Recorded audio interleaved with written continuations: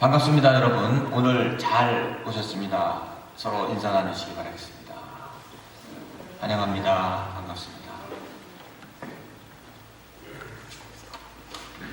오늘은 시브리서 11장 13절에서 16절 말씀에 근거하여 본향을 사모하는 나그네라는 제목으로 성경 말씀의 은혜를 나누고자 합니다.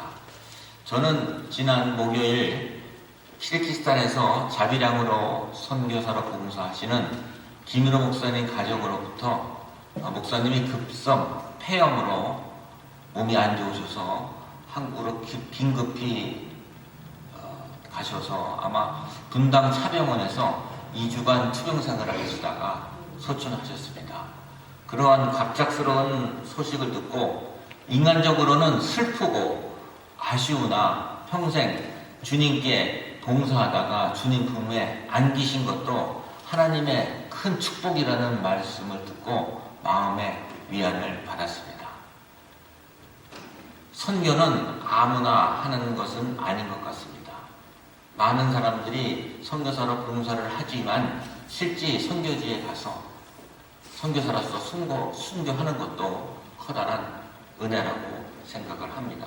또한 자기가 하고 싶은 일을 하면서 하나님의 부르심을 받은 것도 큰 영광인 것입니다. 우리 모두 김일호 목사님의 영혼을 위해 기도 부탁드리겠습니다. 한국에는 이인모라는 양심수가 있었습니다. 6.25 때 인민군 기자로 우리나라에 내려와서 활동을 하다가 국군에게 포로로 잡혀 34년간이라는 오랜 기간 동안을 감옥소에서 생활을 보낸 분입니다. 그는 자기가 전향서 한 장만 쓰면 풀려나와 자유의 몸이 될 수 있었지만은 34년간 전향서를 쓰지 않고 그 양심수라는 것은 상당히 고독한 것입니다. 그러다가 결국 1993년도에 김영삼 문민정부 때 아무 조건 없이 이인모 씨를 우리가 북한으로 다시 북송을 하였습니다. 그때 어떻게 그렇게 오랜 감옥소 생활을 견딜 수 있었습니까? 라고 어느 기자가 물었을 때 저는 고향에 가는 꿈이 있기 때문이죠. 고향을 가고자 하는 그 일편단심으로 그 기나긴 감옥 생활을 견딘 것입니다. 누구나 태어난 자기의 고향을 그리워하고 가고 싶어 하는 것입니다. 동물이나 어류 중에서도 죽을 때가 되면 자기가 태어난 곳으로 다시 돌아가는 회귀 본능의 동물이 있습니다. 물고기로서는 연어가 대표적인 케이스입니다. 연어는 강에서 태어나 바다에 가서 평생 망망대해를 살다가 죽을 때가 되면 다시 고향으로 돌아가 알을 낳고 죽습니다.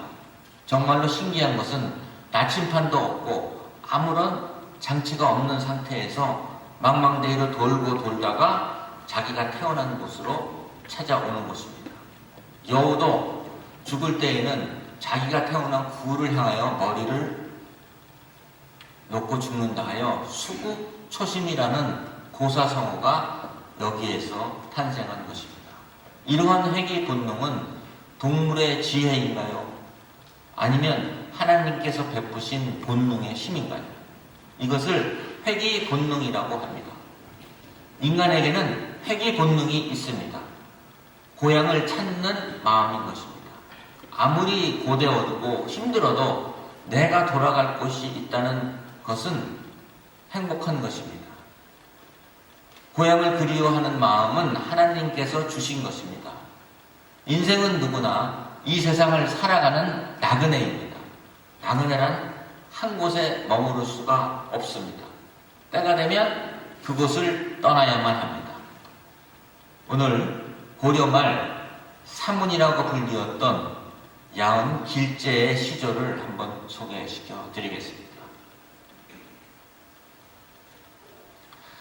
500년 도읍지를 필마로 돌아보니 산천은 누구하는데 인걸은 간데없네. 어주거 태평연월이 꿈이련가 하노라. 이 사문이라는 얘기는 고려말 정몽주, 이색, 그 다음에 이 길재, 이 세 사람을 얘기한 것입니다. 그들은 고려의 충신이었습니다. 고려의 멸망을 보고 권력의 무상함과 인생의 허무함을 노래하는 것입니다. 그는 벼슬을 하사받았으나 내가 두 왕을 섬길 수 없다는 이유로 고향에 낙항을 해서 후학들을 가리키다가 하늘나라로 갑니다. 우리는 잠시 이 땅에 와서 살다가 이 땅을 후손에게 넘겨주고 우리는 떠나가는 나그네입니다. 인생은 나그네 길, 어디서 왔다가 어디로 가는 줄 모르는 것이 우리 인생인 것입니다. 최희준의 하수성의 노래 가사는 마치 우리 성경의 진리를 대변해주고 있는 듯한 느낌을 갖습니다. 이스라엘 백성들은 원래 나그네 의식이 강했습니다. 70년 로마에게 멸망당한 후 1948년 다시 독립이 될 때까지 그들은 전 세계를 떠돌며 살았습니다. 그러나 그들은 언어와 민족 정신은 잃지 않고 끝까지 가지고 있었습니다. 인생은 나그네이기에 우리가 나그네 철학을 갖고 살아야 됩니다. 그럼 나그네 철학은 무엇일까요? 첫 번째로 믿음으로 사는 삶입니다. 시브리서 11장 1절은 믿음은 바라는 것의 실장이요 보이지 않는 것의 증거라고 했습니다. 약속받은 나그네의 믿음으로 살아가는 것입니다.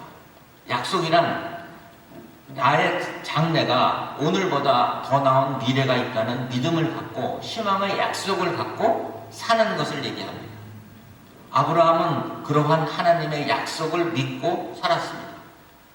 내가 반드시 너에게 복주고 복주며 번성하고 번성하리라. 시브리서 6장 14절 말씀입니다. 하나님은 하나님이 맹세하신 약속을 따라 살아가는 믿음의 사람들에는 나그네 길에서도 번성과 축복을 주는 하나님의 약속입니다. 아브라함, 이삭, 야곱 모두 이스라엘 주상들은 믿음에 따라 살았고 믿음에 따라 죽었습니다. 그들은 약속의 땅 가나안에 살았으며 영원한 본향 천국을 바라보고 살았습니다. 이 세상은 마치 나그네가 거치는 여관인 것 같이 생각하고 오로지 하늘나라의 꿈과 소망을 바라보고 살았던 것입니다. 14절 말씀에는 본향을 찾는 나그네라는 말씀입니다. 저는 4년 전 한국을 방문했을 때 그 잠수교 밑에서 기러기가 이렇게 날아가는 것을 봤습니다. 근데 기러기가 날아갈 때에는 V자 대형을 이루면서 날아갑니다. 많은 분들이 아시겠지만 이 V자 대형을 이루는 가장 큰 이유는 선두에 날아가는 그 기러기가 날아갈 때 뒤에서 따라오는 기러기는 30%의 힘만 가지고도 비행을 할 수 있습니다. 저 기러기는 시베리아에서 약 4만여 킬로미터를 날아와 우리나라의 천수만이라는 곳에 서식을 하다가 겨울을 나고 다시 돌아가는 것입니다. 그때 날아갈 때에 뒤에 있는 기러기들은 꾸억꾸억하고 울음을 같이 웁니다. 그 이유는 힘들지만 조금 더 노력하면 우리 갈 수 있다. 같이 가자. 용기를 주는 응원가인 것입니다. 아브라함은 자기 아내 사라가 죽었을 때 장례를 준비하면서 헷족속에게 나는 당신들 중에 나그네요 거류하는 자라고 했습니다.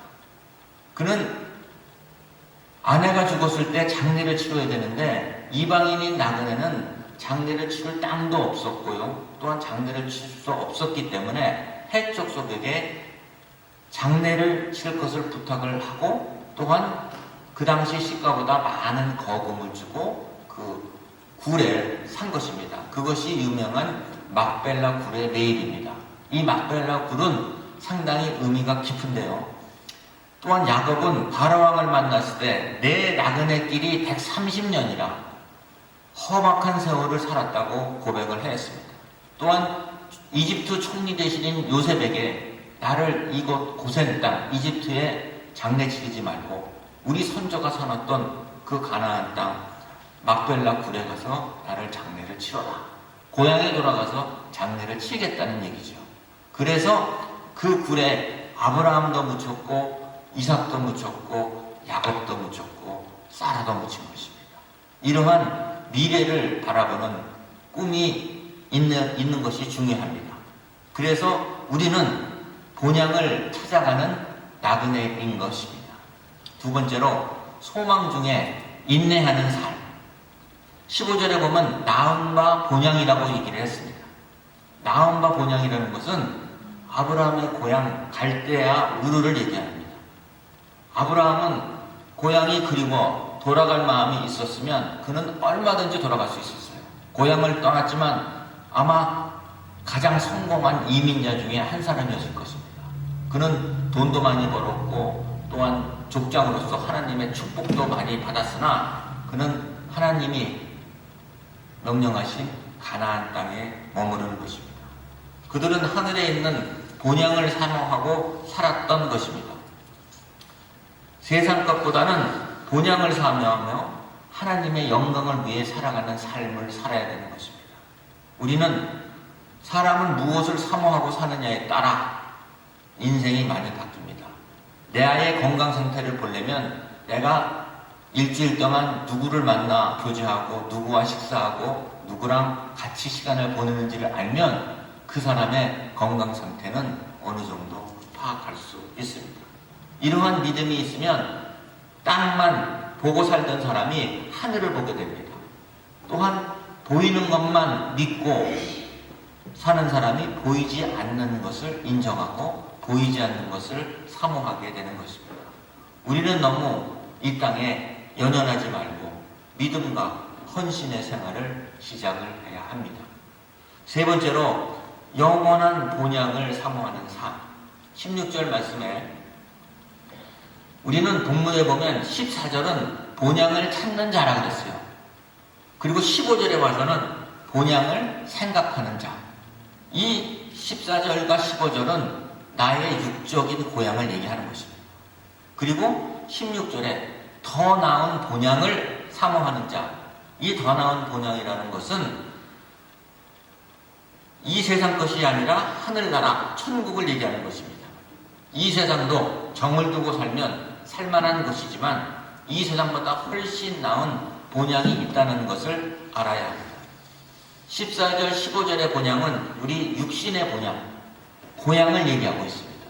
그러나 16절에 더 나은 본향이란 세상이 고향이 아닌 하늘나라의 본향을 얘기하고 있는 것입니다. 하나님의 나라를 얘기하고 있는 것입니다.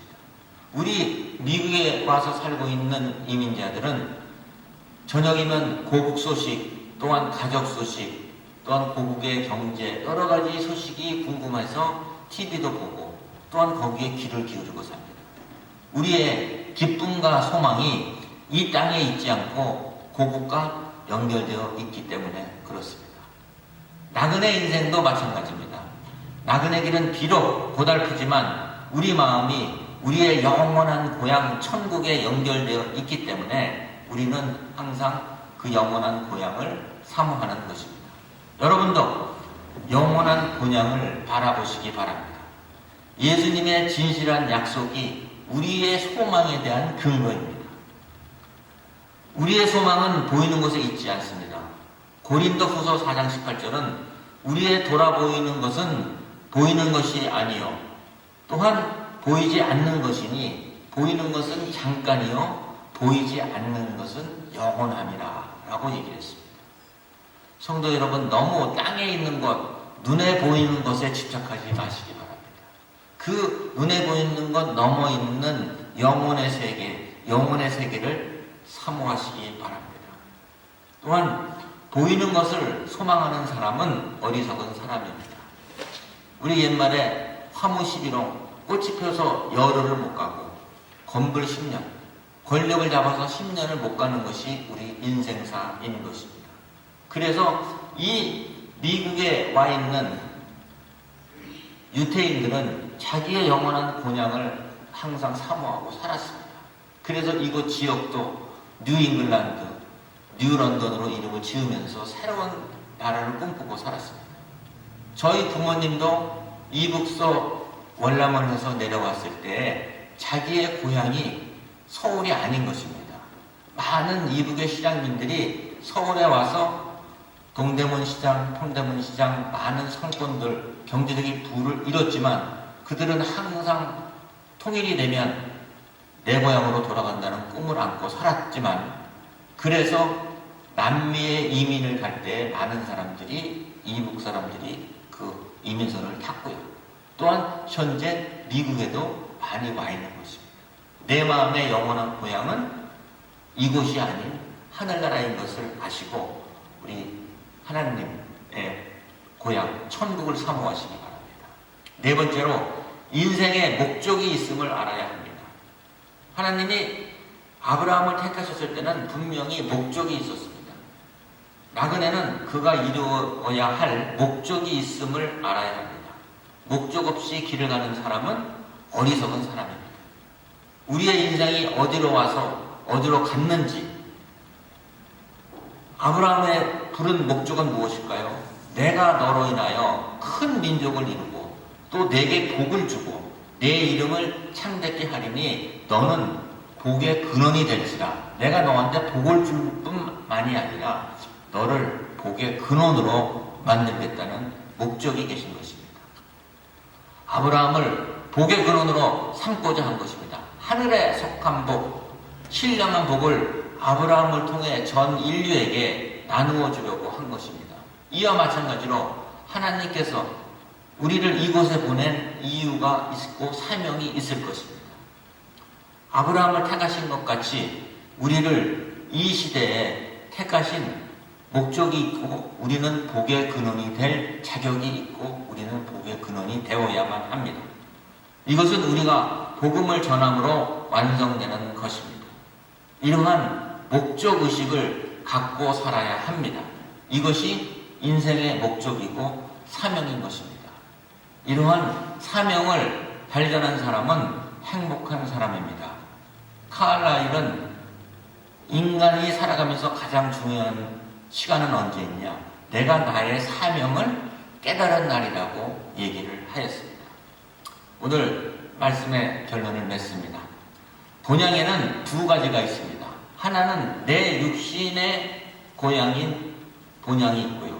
또 하나는 영적인 고향인 하늘나라 천국이 있습니다.